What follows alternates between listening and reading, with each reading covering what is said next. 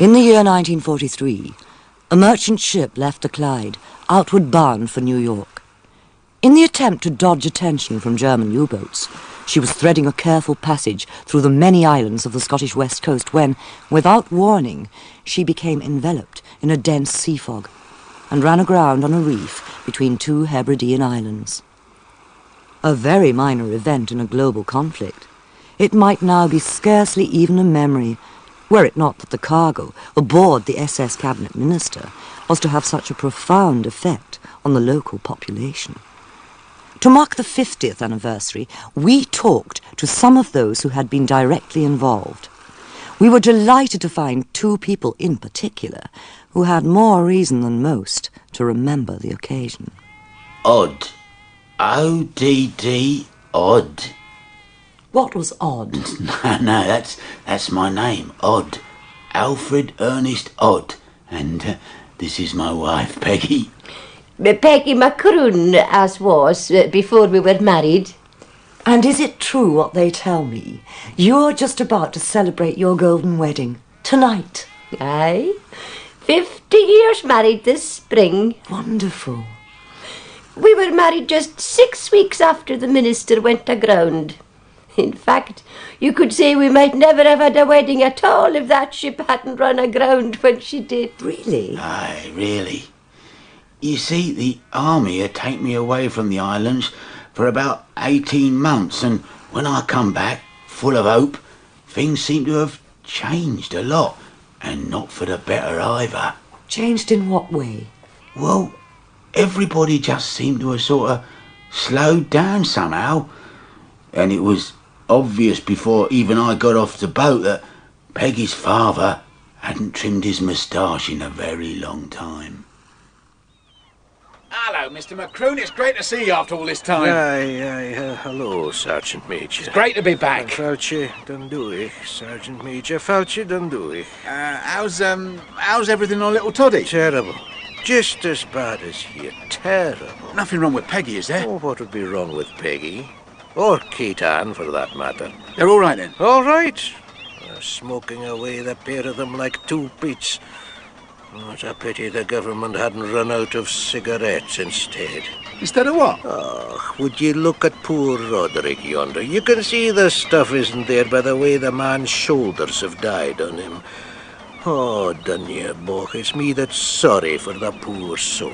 Listen, I think you better come up to the hotel for a dram with me. To cheer you up, while you're waiting for the mails to be sorted. We can't go for a dram, Sergeant Major, because there hasn't been a drop of whiskey in the two islands for 12 days now. Not a drop? Not a drop.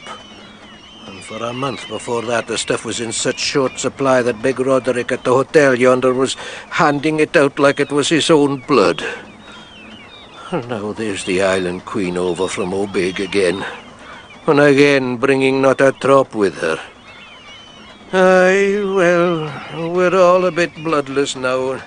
You and me'll just be getting down to the Morning Star.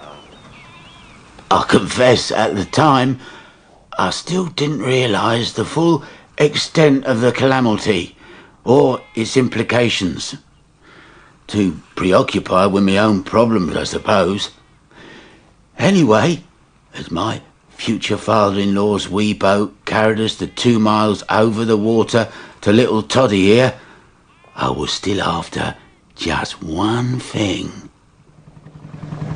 I was hoping we might settle the date when me and Peggy got safely married, Mr. Macroon. Yes, well, we'll be talking about that when the summer's over. That'll be time enough. Don't you think just before Easter will be a good time? Just before Easter? You have some very peculiar thoughts. Well, just after Easter. Anyway, before April's out. We'd better talk about it when the summer's over.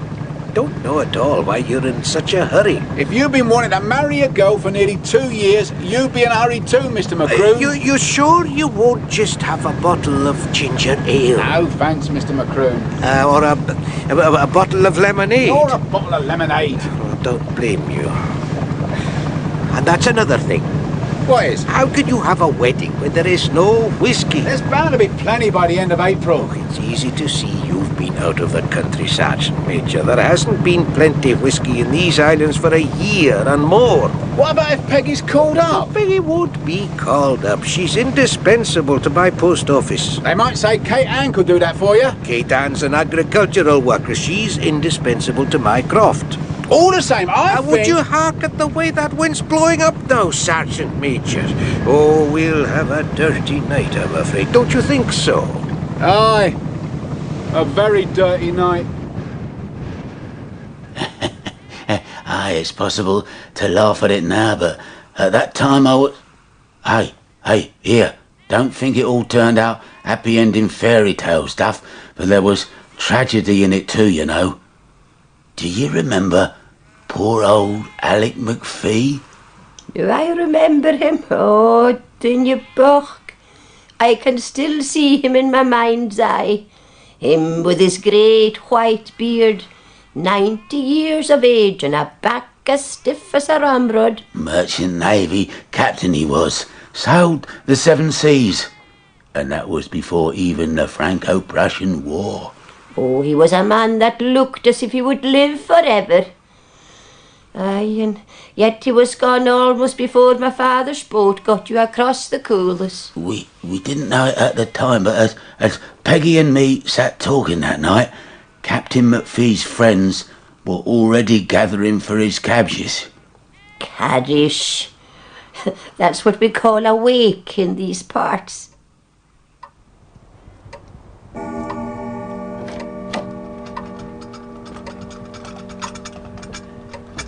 Ah, Morag. Hey, tal. The captain went terrible quick. Oh, it was better that way. He lived a terrible long time before he went at all, and I'm sure himself would have wanted to go quick. Aye, that would be the way of it now. The Botak was always so quick about everything. Our Flora got as thin as a bone the way she would be chumping when he was always putting his head round the door so quick. Now there's plenty more tea and scones in the kitchen, and you'll just be helping yourselves when I go back home. Tappalet, Morag.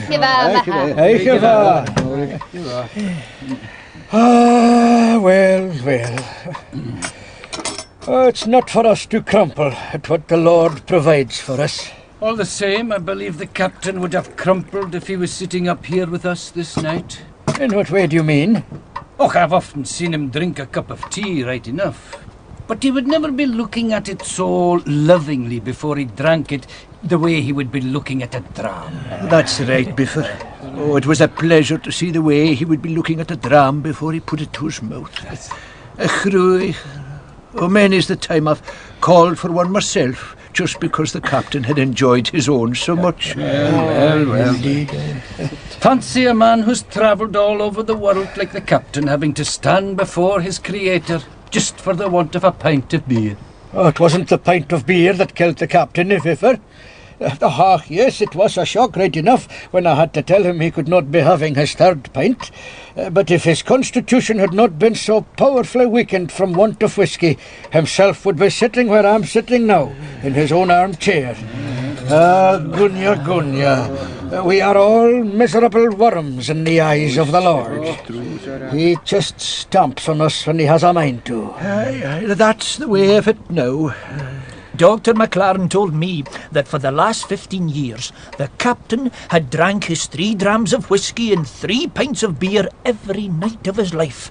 On such a tonic, he might have lived to be 100, he said. And now tonight he wasn't even able to get his third pint of beer. Well, isn't it the same rule for everybody? They say, though, that he was just blazing with indignation. I just told the captain he had to have his 2 pints and no man could have more. And him just turning away without a word, walking home to his house here, then giving up the ghost. Well, whatever a hotelier might feel within himself, it has to be the same rule for all, or no rule at all.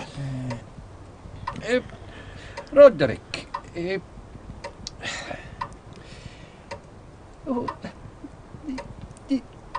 when do you think we'll be seeing whisky again? And how would I know?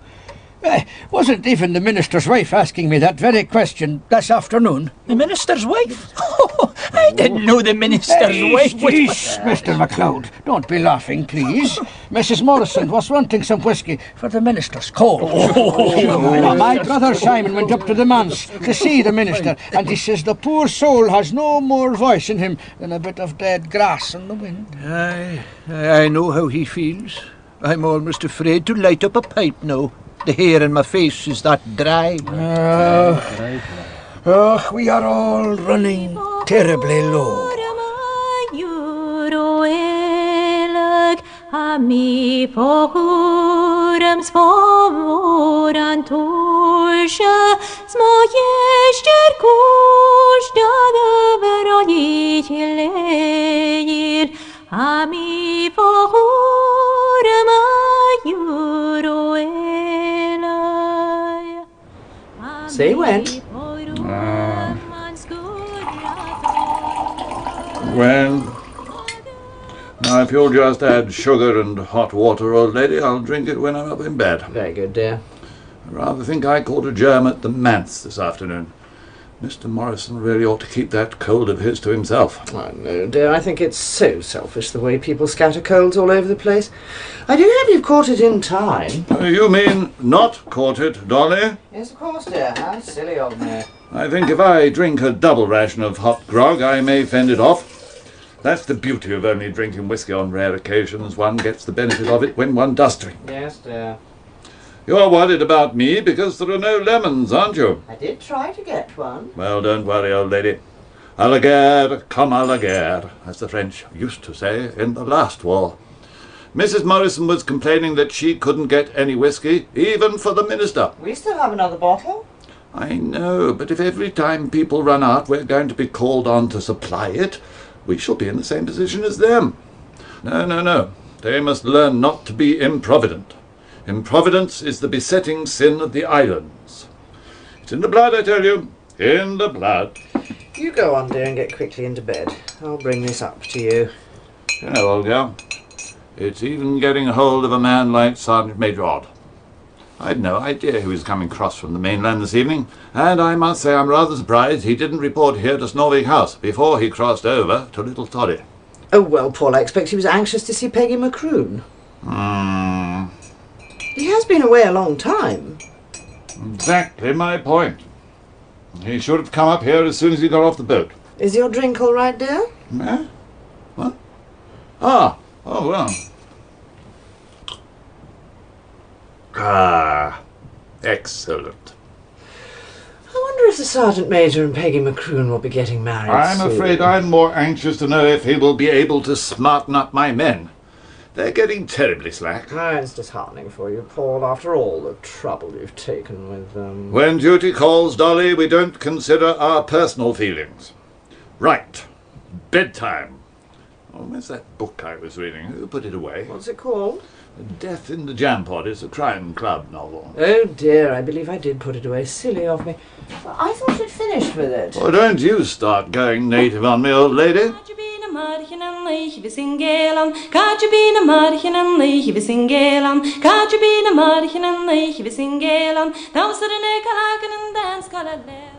Here's an old friend back from barbarous places like Africa and I haven't a sensation to put before him, not so much as a wee snifter.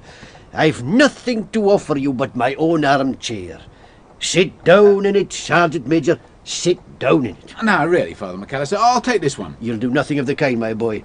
You're in my parish and you'll sit where the priest tells you to sit. Thank you, Father. You may be a heretic in matters of faith, but you'll not be a heretic in matters of behaviour. Well, what's wrong with you, man? Put your backside down where your backside ought to be. It's not a fence you're sitting on. Yes, Father. That's more the style. Now, this is not the real Mackay. No, indeed. It's a little better than Joseph's ginger ale. Kate Milia Falcha. Agus Slantjavor. Slantjavor. Well, we're in a pretty bad way right enough. What wine is it exactly, Father? Altar wine, my boy. It's the best I can offer, indeed. It's all I can offer. I think it's very nice. Ah, well, it's drinkable. But only just, Bajingo. So, tell me, when are you going to marry Peggy Elisic? I'd marry her tomorrow if I could, but Peggy won't go against her father's wishes. Oh, quite rightly, of course. Yeah, of course, but... Ah, you can't get the old man up to scratch, eh? Every time I try to pin him down, every time he turns the talk to something else. He's pretty good at that, is Joseph. All of last night I tried, and most of the day. In the end, I held out for Easter. And he held out for not talking at all till the summer's over. Yeah, that's the worst of these fathers that are left without a wife. All they think about is turning their daughters into slaves. What's your advice, Father McAllister? My advice is to roll right over them and marry her at Easter. She's a lovely, beautiful girl, and she's a good girl. Roll right over them, my boy. It's jolly difficult to roll over Joseph McCroon. He isn't there when you start in rolling. Joseph can be slippery right enough. But don't you worry yourself, Sergeant Major.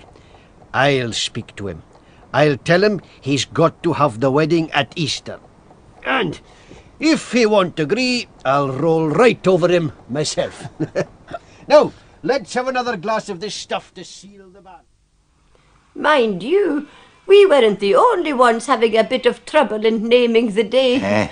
I mean, with Fred here being Church of England and the whole of Toddy Bake being Catholic, it presented us with some difficulties on top of those my father was making. But we had no problems at all compared to what poor George Campbell had to face. Anyway, we heard later that George Campbell and Katrina McLeod had agreed to get married that same day I arrived back here. That was the reason, they said, George wasn't at Captain McPhee's carriage. He was hurrying home, he informed them, to tell his mother all about their plans, or so he thought. Good evening, Mother. What a time to come back. It's only 10:15. And where have you been? The lorry was a little late leaving Snoring. Captain McPhee died suddenly this evening. Well, it's not for us to speak against those who have passed on, and I'm told he took to reading his Bible last year. But what good it could do him after spending every night drinking up at the bar, I wouldn't care to say. No, Mother. You haven't been up at the bar tonight, have you? Good gracious me, no, Mother. Why do you ask that? You're avoiding me. You're looking guilty, George. You're not looking me straight in the face. George! Yes, Mother? You've been drinking. I have not been drinking. I couldn't have been drinking. And why not? Because there's not a drop of whiskey in the whole island. These islands are swimming in the stuff. They've always been swimming in it. Well, there's none now. There's a shortage on account of the war. The Lord is merciful indeed. What a lesson for us. We go to war on the Sabbath day, but he returns good for evil and leads us out of temptation. Well, if you've not been drinking, what have you been doing all this time? I went to see Norman MacLeod at Watasit. That good for nothing. I don't know what the Education Authority is thinking of, letting a radical, the like of that, corrupt the minds of the children. He's been called up. He's going into the Air Force. The best place for him. He's never had both feet on the ground since he could walk. Triana gave us tea. That sister of his? Aye. A rattleplate of a girl, just like her mother before her. Permanent wave, indeed. Permanent wickedness, more like. Katrina looks after her brother very well. And what do you know about being looked after when you've had nobody to look after you but your mother? You'll learn the difference if you're ever foolish enough to think of marrying one of these modern girls. Yes, Mother. It's time we were going to bed. High time indeed, with the Sabbath close upon us. Just you make sure everything's properly locked up now. Yes, Mother. Do you hear me, George? Yes, Mother. I smell something good in the kitchen. Golden plover, Doctor. Isn't it splendid? Wonderful. Dinner's ready. Now get yourselves round the table. I wasn't expecting to see you here, Dr. McLeod. Oh, I never missed the chance for a meal cooked by Katrina. And here is something good enough to wash down plover, as fine as that's going to be. Well, Doctor, you're a darling. Well, that's the last of my claret. I hope I didn't shake it up too much in the car. There was no need, Dr. McLaren, but thank you very much indeed. Aye, a toast then. To Katrina and George. To Katrina and George. I did not have the pleasure of bringing either of you into the world, but I hope I have the pleasure of bringing a few of your children into it, eh? Dr. McLaren, is you? Ah, George, you're a lucky man. You're going to marry one of my favourite lassies in the island. Not sure she isn't the pick of the whole bunch. Well, she is that to me, Doctor. Dash it, George, I don't know how you managed that. Oh, no, I'm not casting reflections on your worthiness. No, I was merely animadverting on your modesty. Hear. Well, here's to you both. And may you be happy and prosperous, and, except for the occasional incident alluded to, may you never see me across your threshold in my professional capacity. Oh, thank you, Dr. McLaren. No, eat up, all of you. Oh, he was a lovely young fellow, was George Campbell. Though, to be honest, there's many in the two islands despaired of him ever working up the courage to face yon mother of his, once and for all. They say a tree is known by its fruits, but how could anyone on this earth explain the Campbells? You were going to tell me last night? Yes, I was, Mother. But you seemed so anxious to go to bed. The bed I have made for myself and on which I must lie. Mother, you... This is what comes of spoiling my only child. Of spoiling me? Spare the rod. You never did. And spoil the child. And now in my old age I am reaping as I have sown. To think that I would be hearing from others that my own son is to be married. I only knew it myself yesterday afternoon. Do you mean to stand there, George, and tell me you'd not been thinking about this girl until yesterday? I'd thought about her, yes. Then why was I kept in the dark about your thoughts? What would have been the use of upsetting you? Ah, so you knew it would upset me? I mean, upset you by the uncertainty. Until I knew what Katrina's feelings were. You knew it would upset me, and yet you went on thinking only of yourself. Oh, shouldn't we go inside to discuss this? You wanted to marry that girl, and if it meant breaking your old mother's heart, you were set on having your way. Katrina is a very nice girl. Your father had as much trouble with her father as with any crofter in Great Toddy. Wasn't he the one who loosed the Gariboo bull on your father and the sheriff's men? No wonder his son grew up to be one of these good-for-nothing socialists. A lot of good people are socialists nowadays, Mother. A set of thieves, breaking the 10th commandment every hour of the day. We must move with the times. Will there be any times to move with in eternity? You're bringing religion into it now, Mother. And you're pushing religion aside for what some people would call a pretty face. Well, I'm not going to interfere. You're not? No. I'll simply go and live in Glasgow with your Aunt Dinah. But you hate Glasgow, Mother. The Lord chastiseth those me loves. Surely you can try living here with Katrina. Does she smoke? I believe she smokes a cigarette occasionally. Do you ever see me smoke? You don't like smoking. Did the Apostle Paul smoke? Mother, if I bring Katrina to tea next Saturday, will you be nice to her? The day you bring Katrina MacLeod to this house, that day I leave it and go to Glasgow. And now you'd better go and feed these hens, for I was too upset by what Jemima Ross told me to attend to their needs myself. Oh, out of my way, the lot of them. Can lean jou can lean one. Jeannie me can lean one. Sniffle day marach. Jeannie me can lean one. Can lean jou can lean one. Jeannie me can lean one. No need to ask how you are, sir. Anyone can see you're in the pink. Yes, I'm very well, Sergeant Major. Had a bit of a cold threatening over the weekend, but managed to fight it off all right. Glad to hear it, sir. Paddy, get up, old man, and let Sergeant Major Odd get to his chair. It's all right, sir. I can step over him. I could have stepped over him, sir, if he hadn't stood up when he did. Down, Paddy. He's a big dog. Yes, even for an Irish setter. Down, sir. Well, this is a cosy little foxhole and no mistake. Oh, those are photographs of shoots friends and I used to take before I bought Snorvig House here. That's Huckleberry in Essex, best partridge shoot within easy reach of London. Looks very fine, sir. Fine, yes, but I wouldn't exchange any of those places for my own little shooting and fishing in the two toddies. People in London thought I was mad when I came to live up here, but I've never regretted it. Never, sir? Never once. I feel I'm of some use to the islands. Of course, if the people would listen more to what I tell them, I could be of even more use. Of course, sir. Talking of which, Sergeant Major, I am very disappointed in G Company's attendance at parades. Sorry to hear that, sir. Been growing steadily less for a year now, but lately it's been appalling. I'm sure we'll be able to work up to keenness again, sir. The whiskey and beer situation can't last forever. When you were in Africa, Sergeant Major, were you out in the sun a great deal? What I meant to say, sir, I think they're all feeling the effect of the shortage. A shortage that affects us all equally. I'm very fond of the toddy folk, Sergeant Major, but it's no use shutting one's eyes to the fact that they lack staying power. Well, they were keen enough when there was a chance Jerry would try to invade us, sir. And now the danger of immediate invasion has faded. All that keenness has vanished.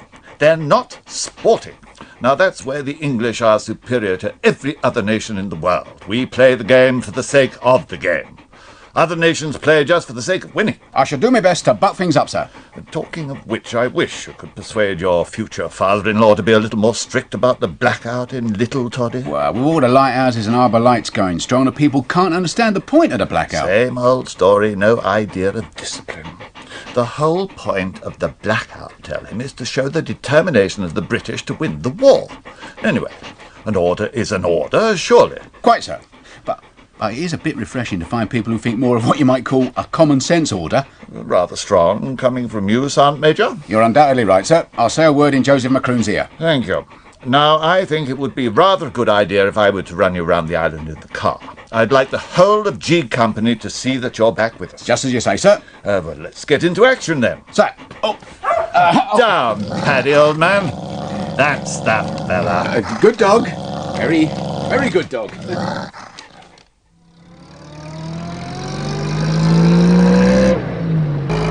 Something must be done, Sergeant Major. Something to bring home to these people that there still is a war on. I think the drought of whiskey may have taught them that, sir. What? Seriously, sir, I don't believe prosecutions would do a bit of good. They're not easy to drive out here, but nobody could wish for a better lot of fellas to lead. I don't want to prosecute, Sergeant Major. It's no pleasure to me. I mean, I could have prosecuted a lot of people for poaching, but I never have. Fortunately, the command of the Home Guard isn't my private affair. I'm the representative of the country's will to victory. I must say I was really disappointed in Captain Wackett.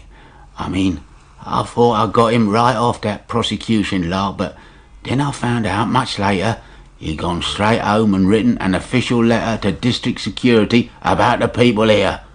Now that was wrong, very wrong. I was very disappointed in him over that. To Captain P. St. John Quibblick, Security Intelligence Service, from Captain Paul Waggett. Dear Captain Quibblick, I feel I ought to let you know that there seems to be a wave of defeatism in this island at present. It has affected the Home Guard to some extent, and I think it might be worth your while to investigate. I am much obliged for your letter of the 22nd inst. I am taking steps accordingly. Lieutenant Boggust will arrive at Snorvig on Saturday the 27th inst. He will travel under the name of W.A. Brown, and his apparent object will be to inquire into the tweed industry on both islands. Disappointment, a great disappointment was what I felt when I heard the security had been brought in. Oh, there was no need for that at all.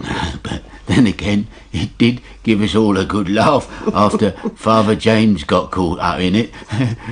For a priest, he had what you might call a devilish sense of humour. To put you in the picture, up at the northwest of the island here is Baggycroy, Macroon's Bay, and it's always been a great place for flotsam, the way it opens out to catch whatever the wide Atlantic Ocean has got to offer. And it pleases the good Lord to lead us to. And it can offer a lot that's very acceptable, especially in wartime when everything was so scarce. At different times, I remember we had absolutely dozens of whole cheeses from the shore yonder. Oh, I you couldn't count the number of great big boxes of lard. I've seen tinned asparagus and turpentine and crates of the stuff lifted off the sand up there. Tires for 2 lorries and enough tomato juice for a generation. From pit props to vegetable oil, you name it, we get it. Anyway, just about the time Captain Wagget's spy started his investigation, after a spell of bad weather, 2 of the local crofters took a walk out to the bay one night, just to see what fortune might have washed ashore for them. It's heavy. Well, this'll do here then. Down with it.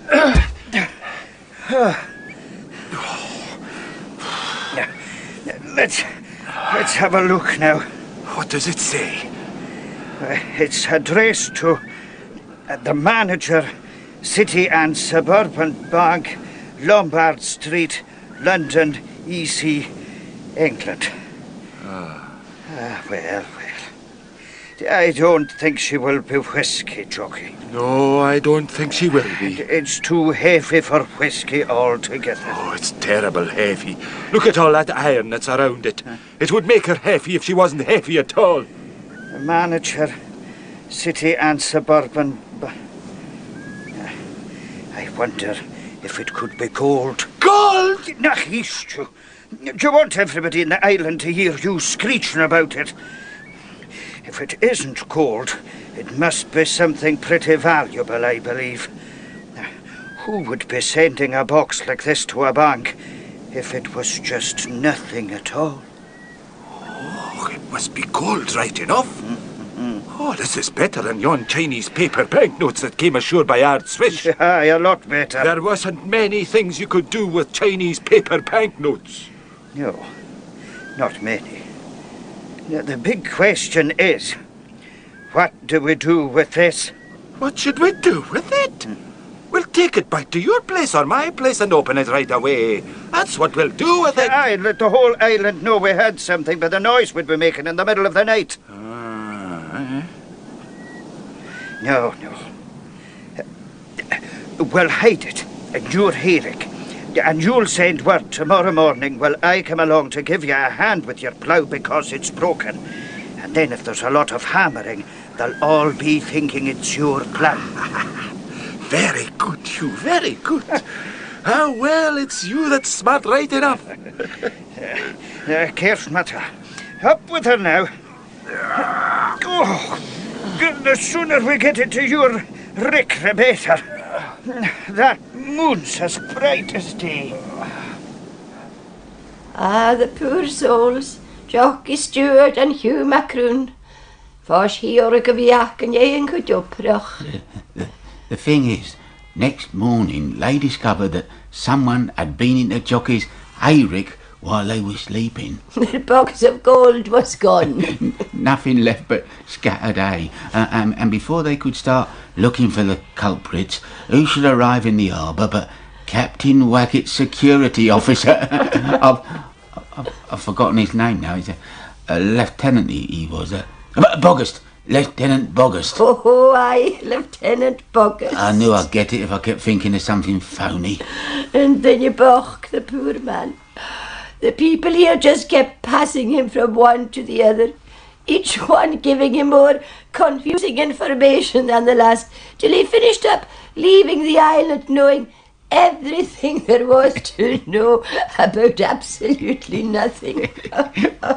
All the same, by this time, Hugh McCune and Jockey Stewart were convinced it was all to do with them, so they went for advice from the one man everybody could trust. And as usual, Father James had his finger right on the pulse. It took him no time at all to locate their box again. It was lying concealed in my future father-in-law's back shed. Oh, well, finders keepers. Father James had the box opened and they tell me he nearly died laughing, literally, for when it turned out to contain not gold but human ashes. A great metal urn full of this stuff. The result of some important cremation in Toronto. And from what we heard afterwards, Lieutenant Bogus found the box mysteriously in his cabin on the Island Queen and decided to do nothing until he should have a witness present. So he carried it all the way back to security headquarters at Novus. I'd have given half me pension to have been there to see Major Quiblick's face when they opened it. I expect he and Lieutenant Bogus exchanged some very intelligent looks. Oh, Lieutenant Bogus. Oh, the poor Trugan.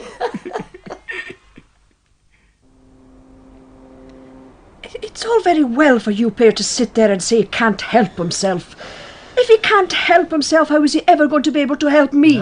It'll be all right when you're married, Katrina. And if he hasn't the pluck to ask me to tea at his own house, how will he ever find the pluck to marry me? Mind you, I have it on very good authority that he very nearly solved the problem one night recently. Nearly? Oh, I believe I'll just write and tell him we nearly got married. But it was all a mistake, and now he can just marry Jemima Ross. Now that could frighten him into doing the right thing, Katrina. But I think a couple of good drams in him would do the trick. If I could only get outside a couple of really good drams, I'd go and tackle his old lady myself. Yeah. Thank you for nothing. It's not me that's going to be married on the strength of my brother's long tongue when he's carrying a big load of whisky. Oh, say that again. Say what? A big load of whisky. Oh, that's poetry you're talking. Be done with your nonsense. I've no patience with you, any of you. Just as soft as dough, that's what men are. Am I not right, Dr. McLaren? Oh, well, Just as soft as dough they are. Well, I am sorry for you, Katrina, because George is being so feeble. And I'm sorry for your brother here who can't enjoy a dram with old friends before he goes into uniform. The sorry state. You never spoke with more felicity. I'm sorriest of all for old Hector McCrory. Makes me feel like no kind of doctor at all when I can give him nothing better for his rheumatics than some confounded extract of coal tar. It's a pity one of your extracts wouldn't bring George Campbell up to scratch. Well, I better be on my way. The weather's getting worse for the look of things. Aye, it's settling in for a real pea super right enough. And a right pea super it was too. About as bad as anything I've seen on this island. So bad that nobody really expected Captain McKechnie to get the Island Queen over that night. But Captain McKechnie was one of the old school, and when word went round that he'd brought her into Snorvig on that Saturday night, they tell me they was all headed for the hotel hot foot, all excited and hopeful they was, thinking their troubles were over at last. Oh, no, but what the Queen brought for them from back that time wasn't at all what they were hoping for. No, not at all what they had been hoping for. Dear sir, I am informed that the conversation in the Snorvig Hotel is often unduly critical of the conduct of the war. I earnestly hope that in future you will exercise your influence as landlord to check such criticism to the best of your ability. We must all remember that we are fighting for our existence against... And he goes on and on and on again, and then he signs himself P. St. John Quibalic, Major Sick. Sick? And St. John. Oh, look at that now for a piece of impudence. Joseph Macroon himself would never be signing himself St. John. SIC means Security Intelligence Corps. It's written the same on this letter to me. No intelligence at all. Just a lot of nonsense. What is the clown after saying to you, Archie? Dear sir, I have to notify you that I have received a report that on at least 3 occasions you indulged in careless talk about the movement of shipping. Viz... What kind of a ship is that? What? Viz. Well, I don't believe it's a ship at all, Drooby. It's one of those words those government fellows write when they want to get anybody into a bit of a muddle. Huh? Where was it? Oh, yes. The movement of shipping, viz. On the 27th ult, on the... What's an ult? Well, it's another kind of viz. I'll never be done, Drooby, if you keep on asking so many questions. You ought to belong to the government yourself. Viz. On the 27th ult, on the 28th ult, and on the 1st inst. All he means, Drooby, is last Saturday, Sunday and Monday. Well, then why can't he say that if that's what he means? Well, it's the way these fellows have to write. Alt just means February. Well, you were after saying just now that it meant Saturday. Let the man read his letter, Drooby. You and your alt and your viz. It's the right way when you're sending an official communication.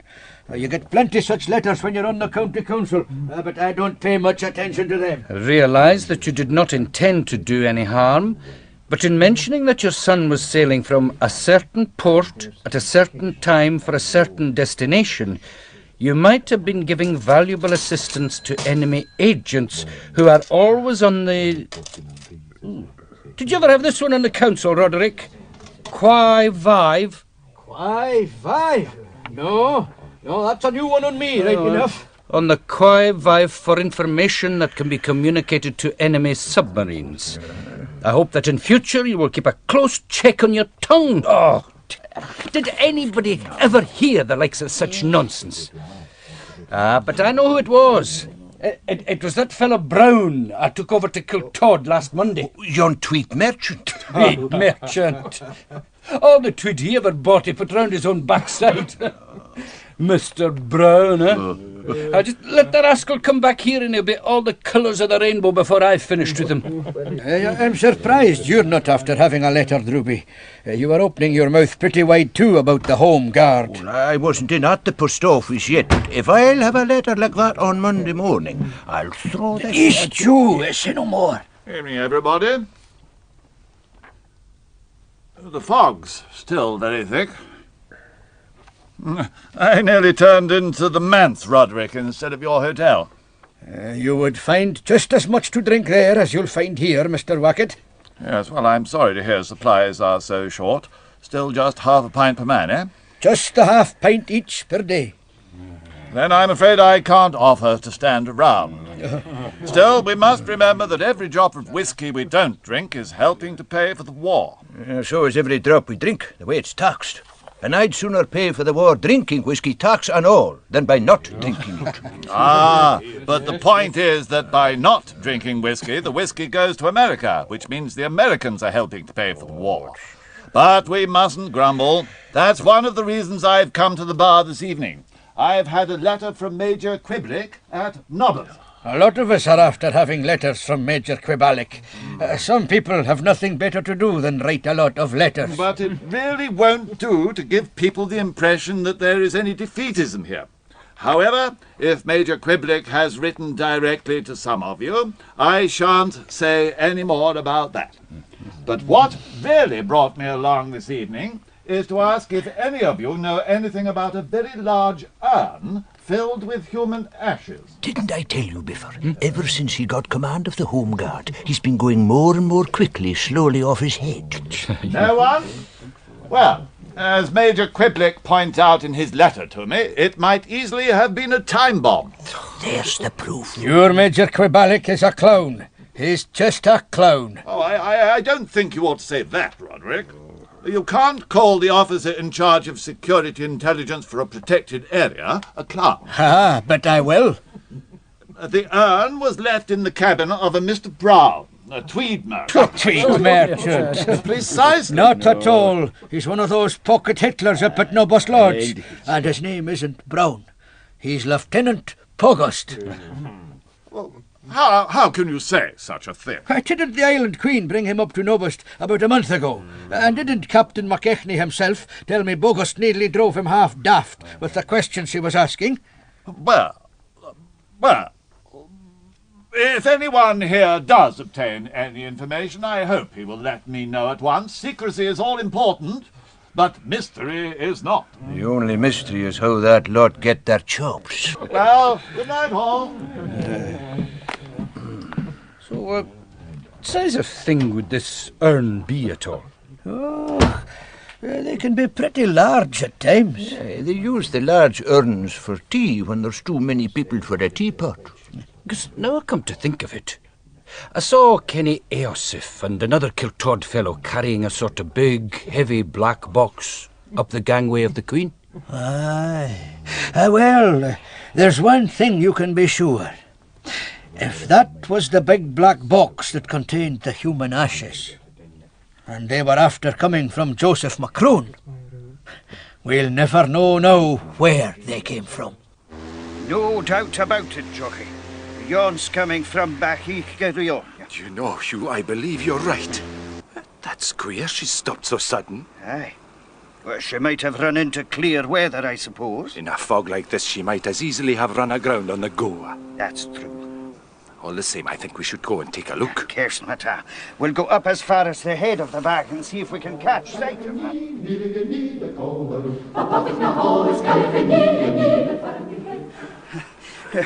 Don't forget, Jockey, if she was outward bound, she might be full of nothing but ballast. But what ship would be setting a course through the Sound of Toddy if she were outward bound? True enough. And even if she is carrying ashes, she can hardly be full of that and nothing else. If there's a ship aground on the Goa at all, I'm sure there will be something in it for us. Yeah, Uschin. And it could be rum all the way from Jamaica. And do you think, Jockey, you could step a wee bit livelier? You take the lead, Uschin, and I'll not be far behind you, boy. Here's Mata, this way.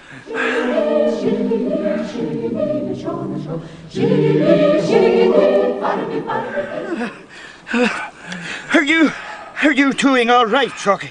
I'm just fine. Don't you worry about me. You... Wait! What's wrong? What is it? East! Look! Who in the name of God is this too coming? Yes? Can you tell us where we are, mate? You're on Little Toddy. Where in hell's that? I don't know at all where it is in hell, but I can tell you where it is on earth. It's 2 miles from Great Toddy, and you're at Macroon's Bay to the north of our island. Christian, look yonder. You can see her now with the fog lift. Oh, aye, so you can. And she's hard and fast on the go, right enough. S.S. Cabinet Minister. Here. She's lying terribly crooked. She's that. Oh, what did I tell you, Robbie? She's a salvage job. First big sea's likely to break her back. Well, at least Fritz will no get her now. What port were you making for? New York. You were outward bound? Aye, we were.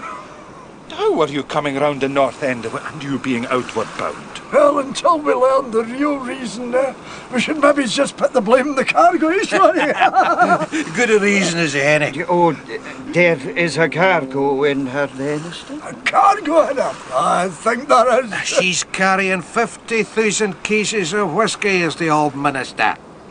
50,000 cases? 50,000, aye. Of whiskey. And nothing but the best. 12 bottles in every case. We counted them. Oh, well. Glory be to God and His blessed Mother and to all the holy saints.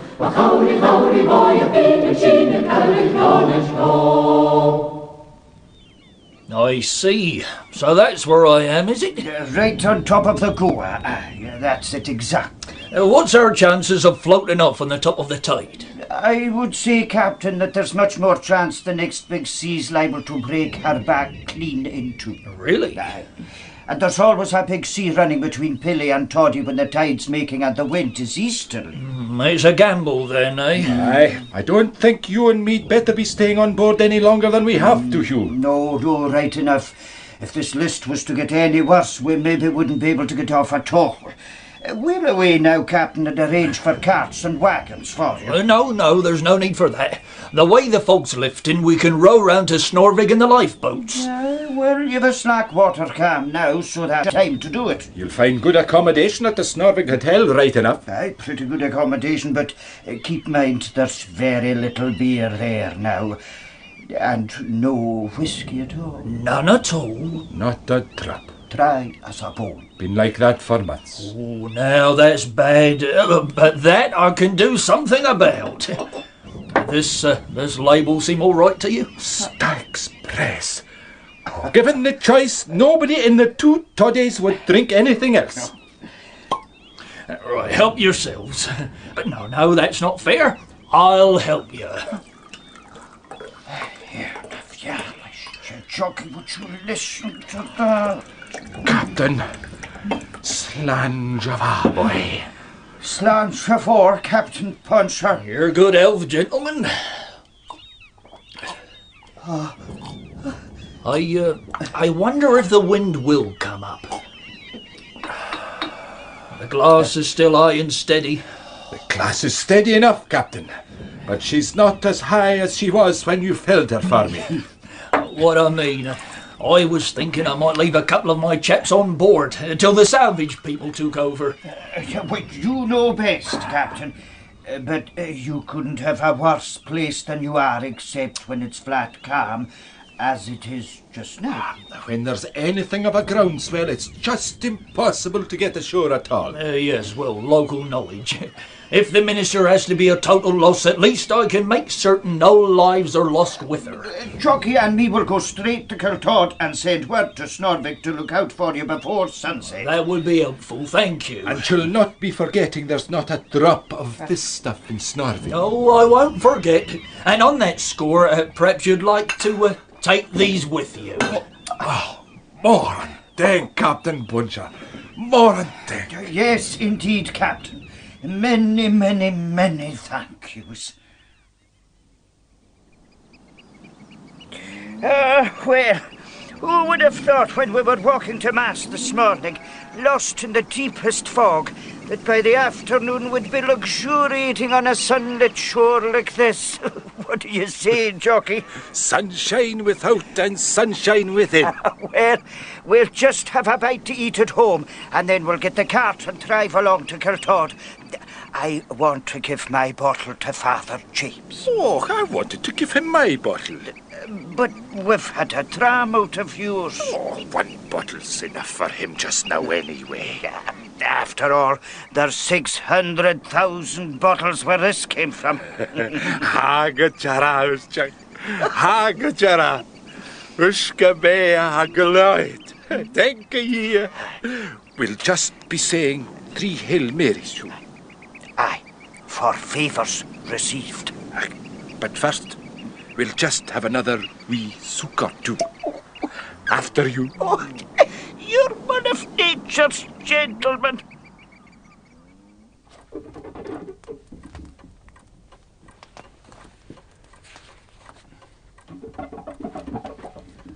Will you not be sitting quiet for more than 1 minute, Archie? And you little better, Alan Galbraith. We're just keeping a sharp lookout for the weather, woman. Oh, for goodness sake, be still for a moment. This is the only quiet day I have in all the week. The way they tell us, yon ship will be lying on the Goa, Yellowish. If it comes on to blow when the sun goes down, she might break in two before morning. The weather won't change one way or the other because you pair are forever jumping up and running to the door. Come back here to the fire and content yourselves like two sensible men.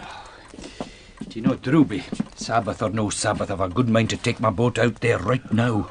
It's terrible right enough that a religious principle might deprive us of our fair share of what the good Lord has provided. Especially when you think what that lot over there might be enjoying now with their priests actually encouraging them to break the Sabbath. Oh, don't that, Viffer. That's more than Christian men should be asked to bear. Yes. Yes? I was thinking I might just take the kittiwake round to the north end of Tuddyveg and take a look at her. No one would call that breaking the Sabbath. Wouldn't they?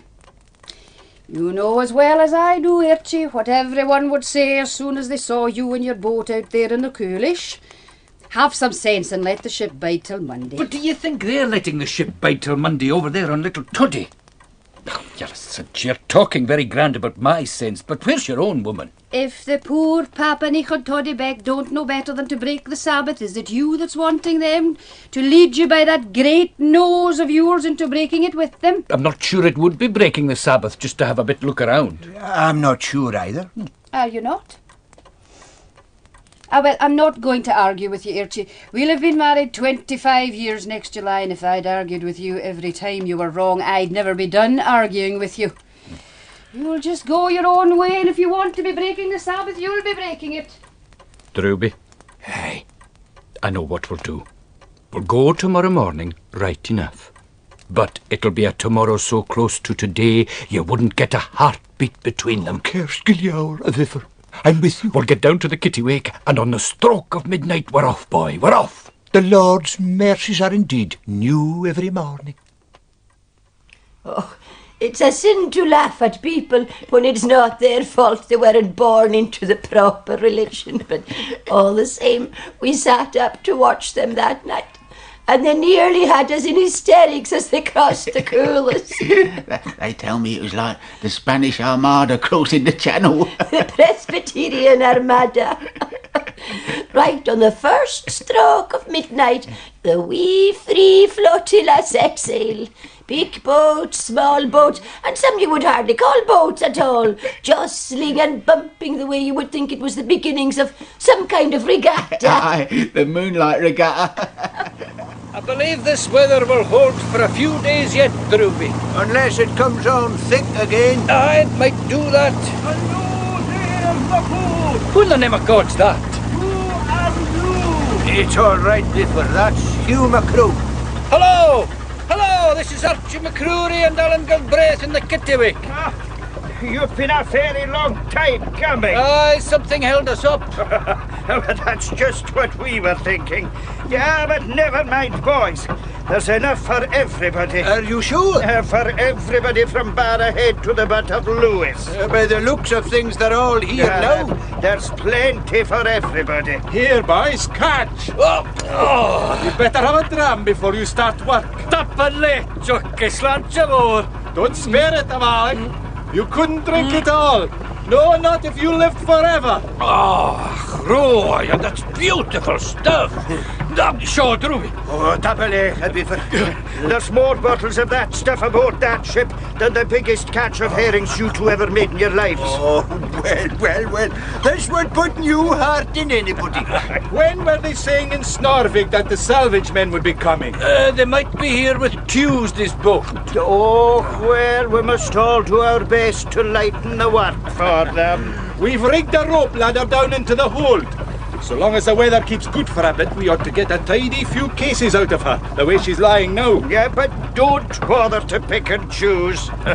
It's all beautiful stuff, the whole lot of it. There's Highland gold and Highland heart down there. There's tartan milk and tartan perfection. Bluebell, Northern Light, Chief's Choice. Chief of the Glades, I'll let you Stalker's Giant Fingers Cave. Deirdre's Farewell, Lion Rampant, Road to the Isles, and over the border. All the year round, rusty flames aboard Cataract. Do you know, Biffer, I don't know what's the matter with me, but I'm feeling much better. I'm feeling much better myself, Alan. I don't think this war will last forever at all. Slatcheva.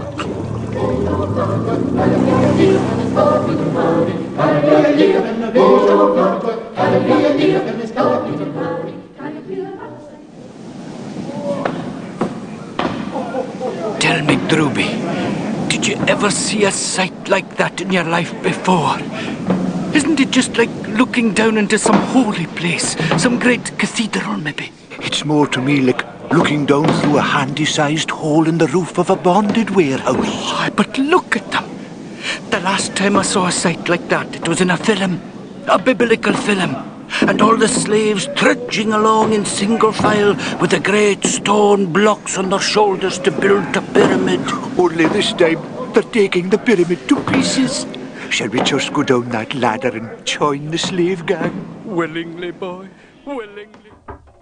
Come in.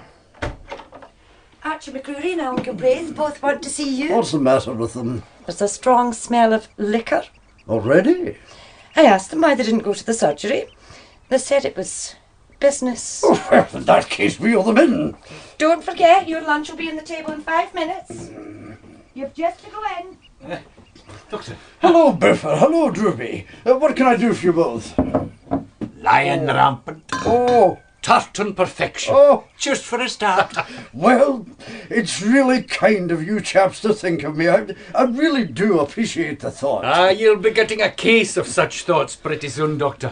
I suppose they must be doing pretty well on little Toddy. They're doing wonderful, and I'm glad they are. They couldn't have treated us better if we'd been born there. Plenty more where that comes from, boys. That was their slogan. And did you see Father McAllister? No, we didn't get across until after midnight, but they say he was going about all evening looking pretty pleased with himself. I was told he'd taken charge and was conducting it like a military operation. I'm sure he was.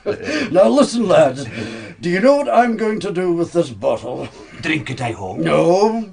I'm going to take this unopened over to old Hector McCrory knocked down so that he can have the pleasure of opening it himself. Oh, that's a really kind thought from yourself, Dr. McLaren. I'm sure old Echen will feel as if somebody has just switched on the sun for him. Oh, I expect everybody's feeling a bit that way now. Aye, everybody except Big Roderick up at the hotel.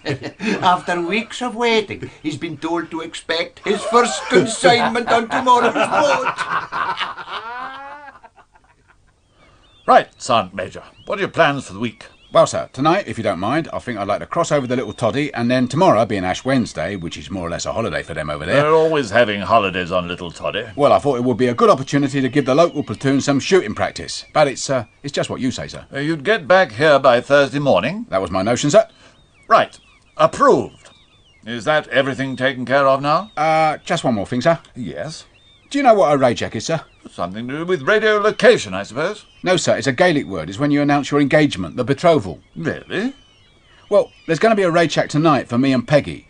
I was wondering if you and Mrs. Waggett will care to come to the party, sir. Well, it's very kind of you, Sergeant Major, but transport may be a problem. I suppose you've heard about this shipwreck? Captain McKechnie was telling me about it on the way across from Obeg, sir. It's a heavy responsibility. For you, sir? Well, I feel we ought to guard the wreck until the salvage men arrive. I wouldn't trust the brigade of guards to look after that ship, sir.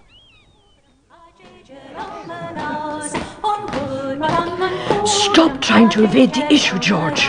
The Sergeant Major himself told me that your mother had absolutely forbidden you to come here tonight. Oh, please, let's not talk about that just now. I insist we talk about it here and now. We're in danger of spoiling other people's enjoyment. Here and now, George. And once and for all. Well, maybe at least go in there and close the door. If that's what you wish. Katriana, listen. No, George. I want a simple answer to my question. Did your mother or did she not forbid you to come here?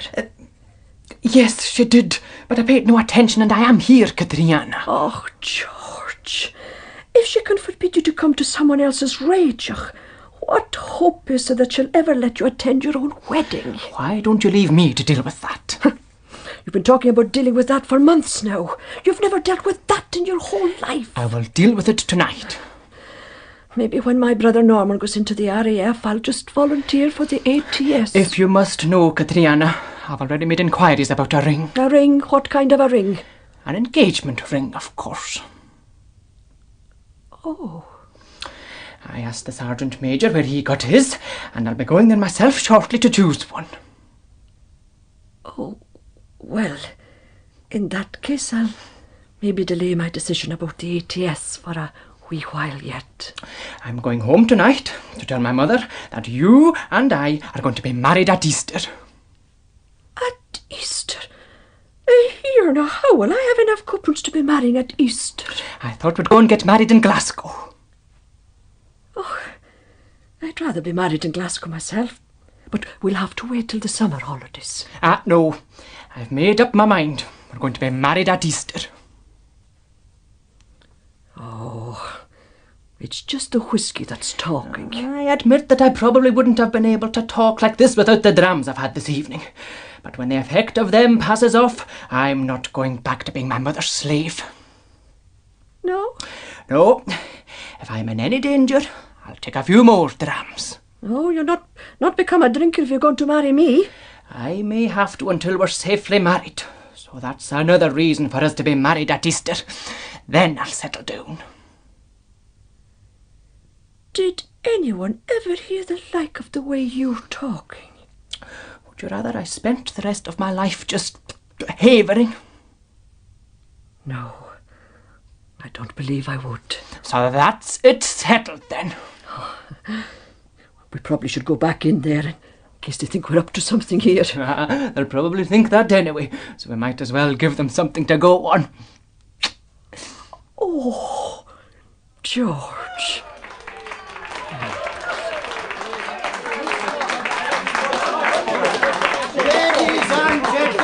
Ladies and gentlemen, Sergeant Major Odd has chosen a lovely and beautiful girl, and he has been lucky enough to find that she chose him. And now I'm going to reveal a secret. Some of you may be wondering why I am such a keen supporter of a mixed marriage. I'll tell you why. Sergeant Major Odd confided in me his desire to become a Catholic. And by the time he and Peggy Ellis' Sneak Ran kneel at the altar to be made man and wife on Wednesday in Easter week... You're galloping ahead too fast, Father James. The date of the wedding is not yet settled. Ah, but it is settled, Joseph. I settled it myself. As I was going to say before the county councillor for Toddybeck interrupted me, when I marry them on Wednesday in Easter week, it will not be a mixed marriage at all. And now, how about the tune in the pipes? Come along, something to get our toes tapping. Excuse me, Father McCallum, but before Mr. Chisholm gives us a tune, I should like to say just a few words. Certainly, Colonel, as many as you like. Well, ladies and gentlemen, it is my pleasant duty to propose the health of my friend Joseph Macroon. He has entertained us lavishly, and I'm sure we all wish to express our grateful thanks for such hospitality. And now I hope you'll none of you take it amiss if I utter a word of warning. I'm not going to beat about the bush. I dislike beating about the bush. Every man here knows that a steamer, the SS Cabinet Minister, was wrecked off the island 2 days ago, and that the greater part of the cargo consists of whiskey. I want to ask you to beware of considering that this cargo belongs to you. Any of it doesn't soon will do. No, it belongs to the government. This whiskey has been exported to America in order to lighten the grievous burden of the war against aggression. This war is now costing us... Really, no, Mr. Waggett, I don't think this is a suitable occasion for a political speech. I am not making a political speech, Father McAllister. I simply want the people of the two toddies to realise that the cargo of the Cabinet Minister is the property of the government. And that if they help themselves to government property, the penalties are very heavy. I think myself it's time we all paid a little attention to the business before us. And the business before us tonight is to enjoy ourselves. Now, if the government are concerned about the Cabinet Minister, it's up to them to take steps accordingly. I don't agree with you at all, Dr. McLaren. Well, Mr. Waggett, you and I have disagreed so often on so many different questions, I don't think the world will come to an end if we disagree once more.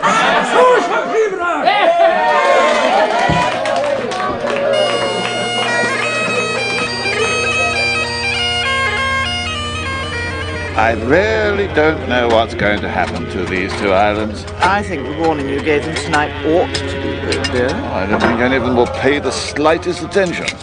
You and I take the trouble to cross the Coolish in order to enter into the spirit of the island life, and all the thanks we get is Father McAllister calling me Colonel, which he knows I dislike, and then badgering me at the end to stand up and sing the British Grenadiers. It really was too much. These Roman priests have too much power. I think he'd had too much to drink as well. Yes, well, I'm going to telegraph to Ferguson, the exciseman at Nobbers, tomorrow. I think his presence here is urgently required. Wouldn't the people resent that, dear? I don't care if they do. I'm not going to sacrifice my duty to cheap popularity. He's got the blithering thing to work at last. May not drown at sea after all. I'm sorry for the delay, Captain Waggett. I think someone has been putting Minnie in my petrol tank. Will it get us safely home now? Oh, just keep her a wee bit more to starboard, Captain. I can't keep her any more to starboard. The tiller has not enough play between all this cargo you're carrying. I will just do your best, Captain. I take it these cases do contain whiskey. Aye, that's Minnie right enough. We're loaded pretty deep. I wouldn't move about so much. We've hardly 3 inches of freeboard. Are we in danger then? Oh, no, you're safe enough, Mr. Swaggart. If you sit quiet. Oh, wonderful. The only thing is, if the tide takes us past Snorvig, we may have to go on to Gariboo. Go on to Gariboo? But how will Mrs. Swaggart and I get home from there? Oh, just keep her as much to starboard as you can, and maybe we'll not miss the harbour at all. It'll be rather awkward for you if we fail to make the point at Gariboo and find ourselves facing the exciseman at Nobbest. Complete demoralization, that's what it is. Complete and utter demoralization. I was just thinking, dear. What? If we do run into the excisemen, it won't look very good for you either, Paul. Thank you, Dolly.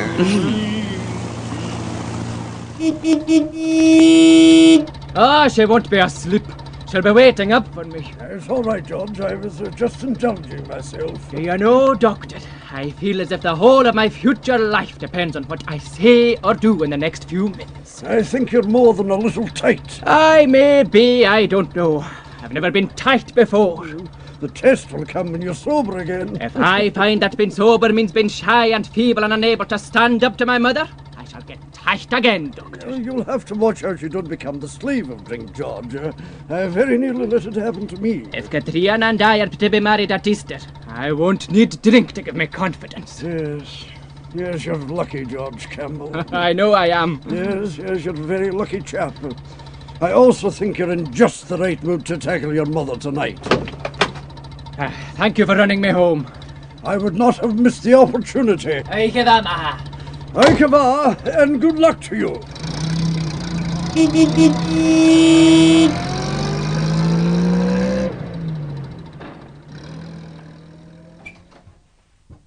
And what have you to say for yourself? I have a great deal to say, but I'm not going to start a conversation in the hall. You're not. Go into the sitting room, Mother, while I take this case of whiskey along to the dining. Case of...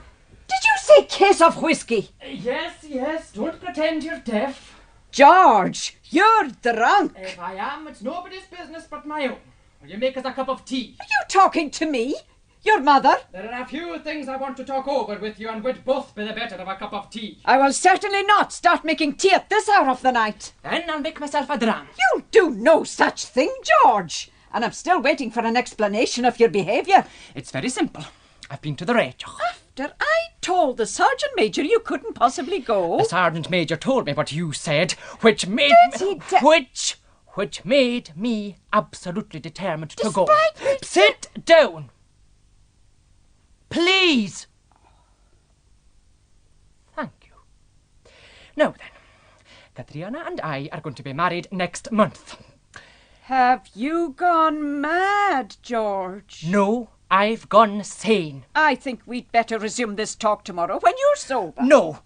When I was small, you terrorised me, and my father, who had a kindly side to him, hadn't the pluck to interfere. I suppose you terrorised him from the moment you married him. Please don't interrupt. I'm doing the talking now. And forgetting the 5th commandment. I never want to hear that commandment again. Blasphemy now. I don't want to turn you out of the house, but that's what I will do unless in future you do what I say in all matters affecting me. You said to me that if I married Katrina, you'd go to live with Antina in Glasgow. All the same, you are my mother, and I feel I ought to give you a chance to pull yourself together. So, if you write to Katrina to invite her to come back with me after church on Sunday and spend the day with us, and if, when she comes, you welcome her as a daughter, and if you give her all your coupons, I'll try to persuade Katrina that when we get married next month, and when she comes to live at Gariboo, you'll keep your own place in the house and won't attempt to take hers. Never! But if you'd rather not put your pride in your pocket, why then, I think you better telegraph to Antina that you'll be crossing to Obick by Saturday's boat and will arrive in Glasgow that night. Have you forgotten that the furniture in this house is all mine? No, I haven't forgotten that. I'll have your furniture sent down to the pier. George Campbell, if you bring that MacLeod girl to this house, I'm telling you... I'm telling you to go to bed and think it over. And I'll tell you this. I wouldn't give you that chance if I didn't blame myself a bit. Aha! Yes, I blame myself for not having told you before what a proud, self-centred and domineering old caillagh you really are. Who on earth can that be? We can only pray it isn't more whiskey. Captain Waggett. I'm sorry to bother you at this time, Sergeant Campbell, but I wonder if I might use your telephone. Of course. Come in, Mrs. Waggett. Thank you. But what's happened? We need transport to get us back to Snorvig. I'd better telephone before I tell you the whole sad story. Help yourself, Captain, but I hope you get an answer at this time of night. Oh, they're on duty all night at the post office now. I spoke to Donald McCrory about it. The whole point of having a telephone is that it must be answered at any hour. At any hour. It might be better for me to get hold of Angus McCormack. He has a pony and trap. Come on. Come on. Mother. Yes, George? Will you see to our guests Come while I'm on. gone? Yes, George. Thank you, Mother. They'll probably want tea. Yes, George. Oh, it's a waste of time. Hopelessly unpatriotic, of course. And after all, Hello. At last. Who is it? I'm calling from the schoolhouse at Caribou. Do you want the doctor's house, Mr. Campbell? This isn't Mr. Campbell. This is Captain Waggett. This is the post office. I know it's the post office. Is that you, Mrs. McCrory? Mrs. McCrory is in bed asleep. Where's Mr. McCrory? Is it Mr. McCrory the hotel you're wanting, or Mr. McCrory the merchant? No, Mr. Donald McCrory, the post office. Well, they were after carrying Donald Ian home to bed 2 hours back on Moors. Did he have an accident? Maybe he did. They found him asleep in the telephone kiosk. Look here, you. Mrs. Waggett and I are stranded at Gariboo and must get hold of transport. What name was that you said? Waggett! Captain Waggett. W for wind, A for accident, G for George, and G for Gariboo, E for effort, T for two, and two confounded T's. Oh, George, I'll take the Waggets back and the kittywick after we get the rest of the mini out of them. Did you ever intend to get to Snorvig? Oh, no. I had a big cargo to deliver to Gariboo here. 15 cases, £2 a case, huh? Well, I ought to be getting back to let the Waggets know where they stand. Are you sure Angus can't take them in his trap? No. We'll need the trap to get all the minis safely stowed away out of sight before daylight. When can you take them home, then? I'll tell them to get down to the boat by 3 o'clock and we'll have them back in Snorvig in time for a fine early breakfast. The tide will have turned before we start. Right then. Ik heb hem have if it. Ik heb haar, Horace, ik heb haar. Well, eh? Never saw such a change in any man. Fair took that dram like a warrior.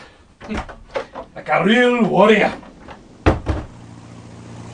Are you for a dram, Captain? Look here, Archie. I do think you're playing a dangerous game. And what way dangerous, Captain? I feel pretty sure the sheriff could put you in prison for what you've been doing tonight. Oh, if the sheriff put me in prison, he'd be sending plenty others to prison with me. Yes, but you ought to set an example. After all, you are a corporal in the Home Guard. But if we don't unload the stuff ourselves, there'd be plenty from all about would be unloading it. They're round yon ship already like flies on a sunny south window. It's wrong! Whoever does it! Oh, Captain, this fine weather won't last forever. If there came a heavy sea, the minister might break in half the way she's lying. Now, we'd all feel pretty foolish if we just left all that fine whiskey for the fishes, would we not, Captain?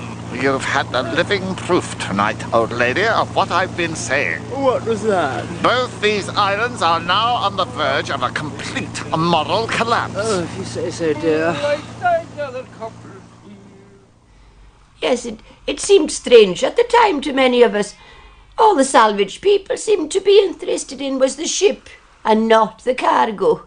So 4 of their men worked all day and every day for a fortnight, just dumping the whisky into the sea, while all night and every night for 2 weeks a Hebridean armada carried the remainder away to safety over the seas. That went merrily on, harming no one, till the storms finally came and broke the minister's back. The salvage men went back to the mainland again, and that might have been the end of the matter altogether had it not been for Captain Waggett and some more of his official reports. I don't believe it. I simply don't believe it. What are you looking at, dear? Here, see for yourself. That boat leaving the harbour. You know I'm not very good with binoculars. I focused them for you, Dolly. It's quite extraordinary. It's entirely through my initiative that action is being taken at last, and then nobody comes near me when the whistle blows. Isn't that Constable McCrae standing in the bows? Exactly. They might as well send up flares to warn the enemy of their approach. Who are the other 2 men with him? The tall one, believe it or not, is Major Criblick. His companion is Ferguson, the exciseman from Nobbers. It would be comic if it weren't rather tragic. Father James! Father James! I'm here, Jockey. Father James, there's a boat on its way over from Snorvig and 3 men in uniform on her. An army man, an exciseman and McCrae the policeman. How far away? Halfway here. Here na Vianashi. Where's you? I've sent for him. He'll be on his way. Right. You get down to Picky at the post office and tell her to get busy on the telephone. After that, you make sure everybody in Kiltod knows about it. But what about your own stuff? Here's Hugh. He'll give me a hand. Off with you now, and Picky first, mind. You've got the news then, Father James. Bad news indeed, Father. Though, mind you, I warned you fellows. One for the pot is one thing, but when you started selling the stuff, you were bound to attract trouble. Now, you come and give me a hand to push my lot further back into the chapel loft. Anywhere in the loft won't be a very safe place if they really start searching. I agree, so we'll bring a couple of cases down and I'll sit on them in the confessional just in case. Come on now, there's a lot of work ahead of us. Oh, no. What is it now, Paul? Instead of going straight in for the kill at Kiltod, the blithering idiots have turned away and are heading round to the wreck fast. With the 3 of them standing out on deck in full uniform is like the Portsmouth Review.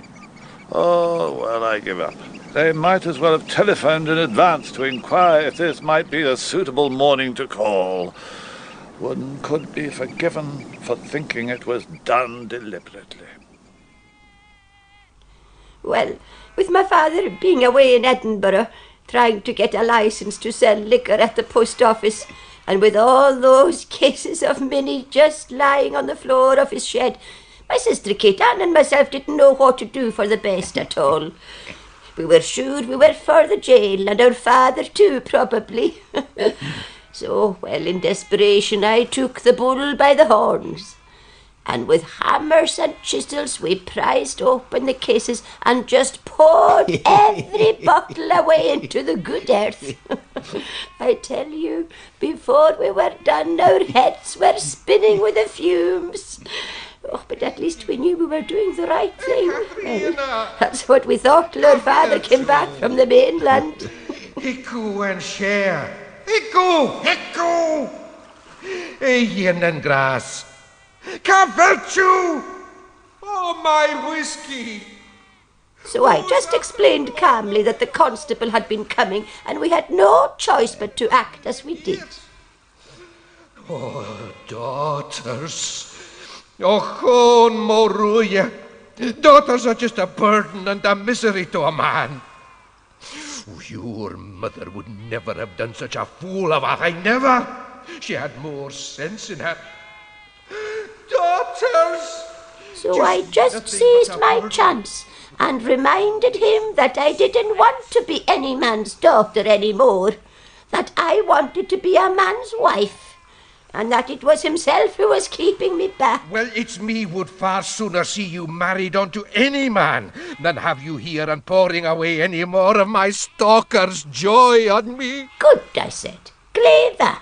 Then Father James can be reading the banns out in church next Sunday, and I'll have an Easter wedding after all.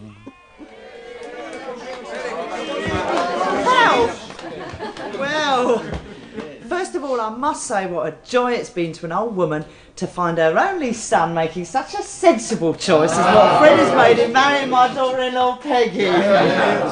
You'll often hear that mothers-in-law are a nuisance, which in fact I think they very often are. Well, my son will tell you I never tried to interfere in his life ever since he was on his own.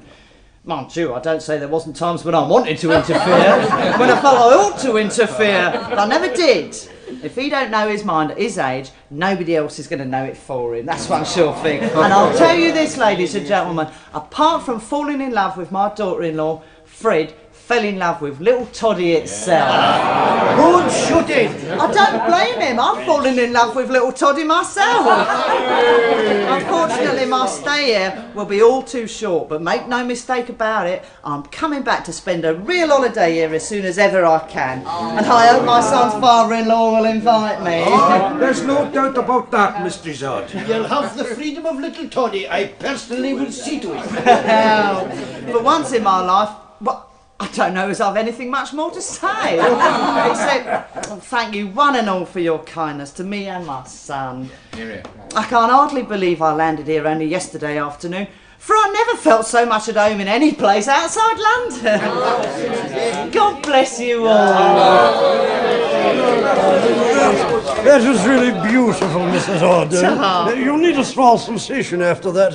Well, what have you there, Joseph? A white label. Your duty paid. I'm very glad to hear it. I'm sure you will be, Colonel Waggett. I'm sure you will be. Tell me, Joseph, did you buy this whisky from Rory Moore at Snorvik Hotel? I did, Father. How many bottles?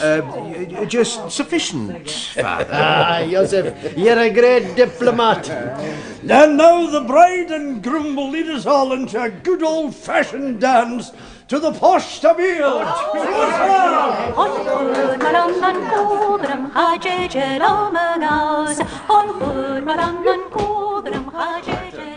There you are now. That's the same postabile we danced to 50 years ago. Do you remember that, I Fred? do indeed, Gal. But if you'll excuse me, I think we'll sit it out this time round. Oh, aye. Happy memories. George Campbell and his Katrina were at our wedding. Then they went down to Glasgow and got married themselves 50 years ago this month. Well, all I can say is that those years have sat very lightly on the pair of you. I wonder, Fred, if you'd care to tell us how old you are. I was 45 the year the minister went aground. You're 95? Yeah. Oh, you look wonderful. And you, Peggy. Are you going to reveal your age for us? Well, let's just say I'm over 21. That's what she told me when I asked her before we were engaged. Well, in those circumstances, there has to be one final question. What is your recipe for such a golden old age? That's an easy one. What else would it be but Uska better Galore? Take it in moderation, of course. Slanchava afieki. I guess it's a ye want you hen, Fred.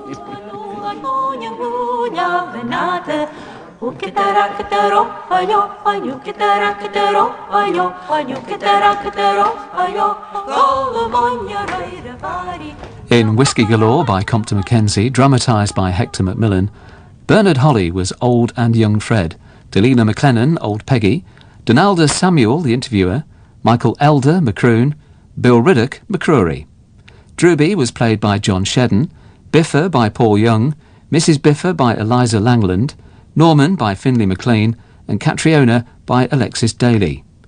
Stella Forge was Mrs. Waggett, Raymond Ross, Waggett, John Buick, Father McAllister, Tony Kearney, George, Mairead Ross, Mrs. Campbell, Charles Kearney, Dr. Mack, Alan Sharp, Jockey, and John Ramage, Hugh.